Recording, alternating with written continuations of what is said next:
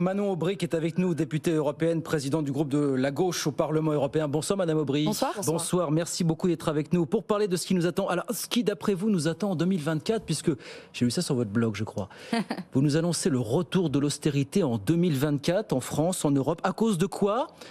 À cause de cette nouvelle mouture du pacte de stabilité et de croissance que Bruxelles a présenté la semaine dernière. Qu'est-ce qui, dans ce projet, vous laisse penser que nous allons vers l'austérité ? Et c'est quoi pour vous l'austérité, Manon Aubry, finalement ? Alors commençons en effet par ce que sont ces règles qui sont issues du pacte de stabilité et de croissance. C'est les fameux critères des 3% de déficit et 60% de dette. Qui n'ont pas changé, eux. Qui n'ont pas changé et qui sont des critères qui ont été inventés sur un coin de table. Y compris ceux qui l'ont inventé ont dit non, en fait ça aurait pu être 2, ça aurait pu être 4.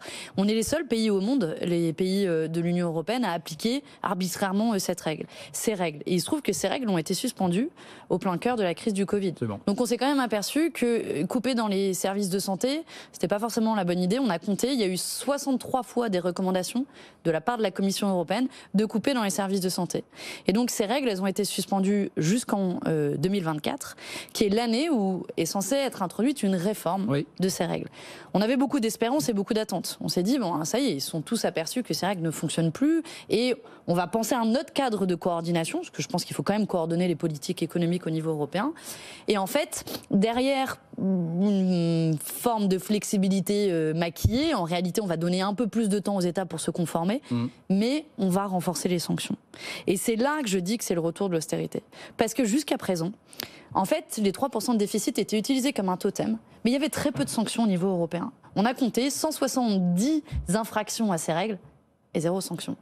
Et donc, qui dit sanctions, dit derrière des États qui vont devoir Elles n'ont jamais vraiment été appliquées, ces sanctions, il faut le dire. C'est vrai. Franchement. Et oui, et justement, là, ce qui va être fait, c'est, pour une fois, les sanctions vont être appliquées. Ce qui veut dire que la France, et d'ailleurs Emmanuel Macron, il s'est déjà engagé à retourner sous la barre des 3% d'ici la fin du quinquennat en 2027. Concrètement, c'est nos services de pédiatrie là, qui sont complètement sous l'eau et saturés.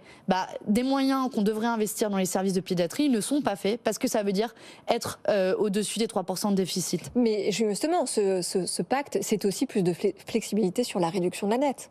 Non, en réalité, là, ce que propose la réforme de la Commission européenne, c'est d'avoir entre 2 et 4 ans de plus pour se conformer. Mais honnêtement... Avec la possibilité pour les États de pratiquer leur propre feuille de route, justement, d'arbitrer entre impératifs et les investissements d'avenir. Sauf que les objectifs n'ont pas été changés. Par exemple, je vous fais la démonstration que je ne suis pas hostile à un cadre de coordination. Si demain la Commission européenne disait il nous faut l'enjeu de notre temps, on va en parler après, c'est un enjeu climatique. L'enjeu de notre temps, c'est la lutte contre les inégalités. Et les investissements des États doivent être tout droit dirigés dans cette direction.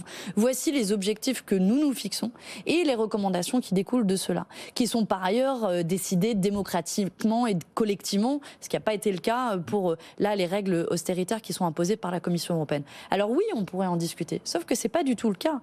Dans le dernier programme de stabilité envoyé par la France à la Commission européenne, Emmanuel Macron s'engage par exemple à faire 8 milliards d'euros d'économies avec la réforme des retraites. Voilà les conséquences concrètes de règles absurdes qui ont été inventées à Bruxelles et qui ont des conséquences dans nos vies.